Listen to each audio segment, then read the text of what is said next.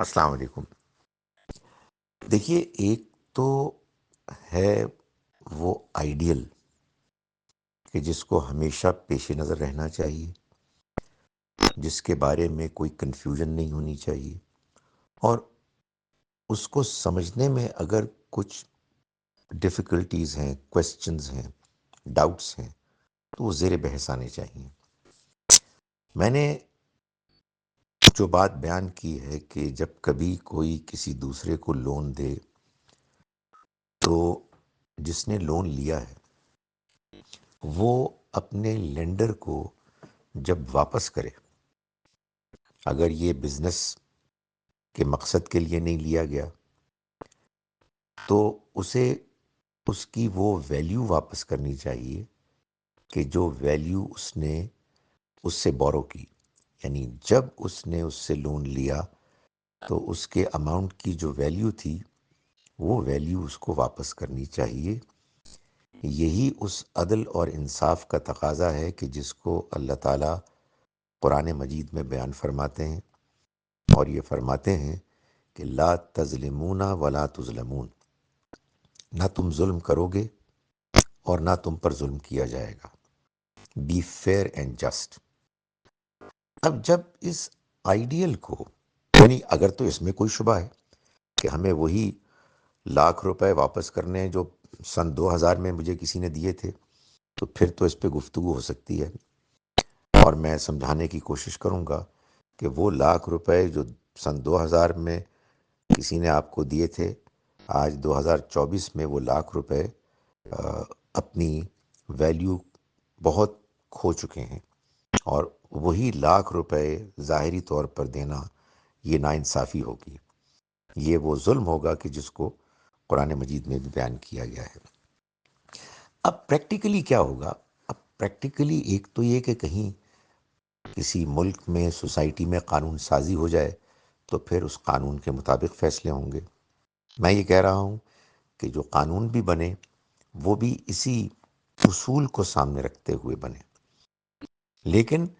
اگر قانون نہیں ہے اور دو افراد میں آپس میں کوئی معاملہ ہوا ہے، اور کسی کو، جیسے یہی مثال لے لیجئے کہ 2000 سن میں لیے ہوئے 1 لاکھ روپے کو 2024 میں واپس کرنا ہے، مجھ سے پوچھا جائے گا تو میں یہی کہوں گا کہ سن 2000 میں جو 1 لاکھ روپے کی پرچیزنگ پاور تھی وہ سن 2024 میں واپس کی جائے۔ جو لینڈر ہے وہ اس کو معاف کر دے یا اس کا تقاضا نہ کرے، یہ اس کا رائٹ ہے۔ ظاہر ہے کہ یہ رائٹ ہر لینڈر کو ہوتا ہے جب وہ اماؤنٹ واپس لیتا ہے، لیکن انصاف کا تقاضا یہ ہے کہ اس کو اتنا ہی اماؤنٹ ملنا، اتنی ہی ویلیو ملنی چاہیے جتنی کہ اس نے لینڈ کی تھی۔ اب آئیں آپ بینکنگ سسٹم میں، تو اگر فرض کیجئے کہ ڈپازٹرز اپنا اماؤنٹ ڈپازٹ کراتے ہیں اور ان کو یہ بتایا جاتا ہے کہ آپ کا اماؤنٹ سیف ہے، ہم اس کو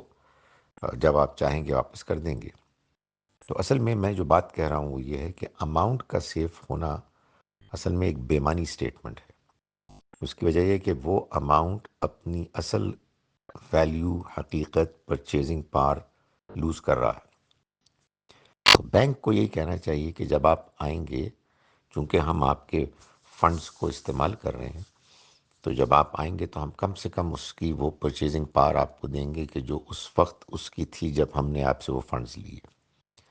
اگر وہ یہ کہتے ہیں کہ ہم آپ کو اپنے پروفٹ میں سے کچھ حصہ دیں گے، تو پھر ظاہر ہے کہ یہ ایک ڈفرینٹ ڈیل ہوگی۔ پھر اس میں جو بورور ہے اور جو لینڈر ہے، یعنی بورور اس صورت میں بینک ہے، لینڈر اکاؤنٹ ہولڈرز ہیں، اور پھر آگے چل کے بینک لینڈر بن جاتا ہے اور بزنسز کو دیتا ہے جو بورورز بنتے ہیں۔ ان میں پھر جو بھی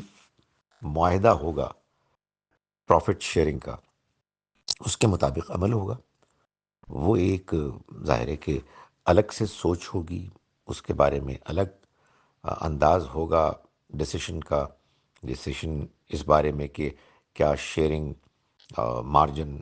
شیئرنگ پرسنٹیج ہونی چاہیے، تو وہ الگ معاملہ ہے۔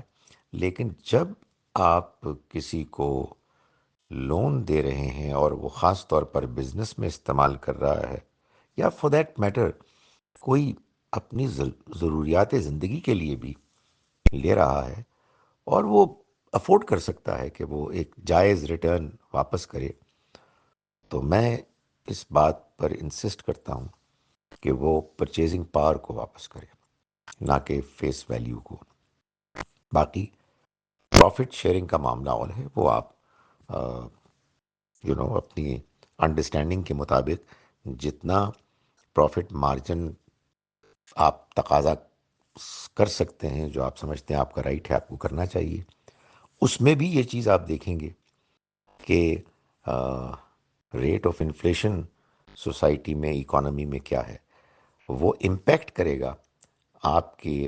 پروفٹ شیئرنگ کے پرسنٹیج پر۔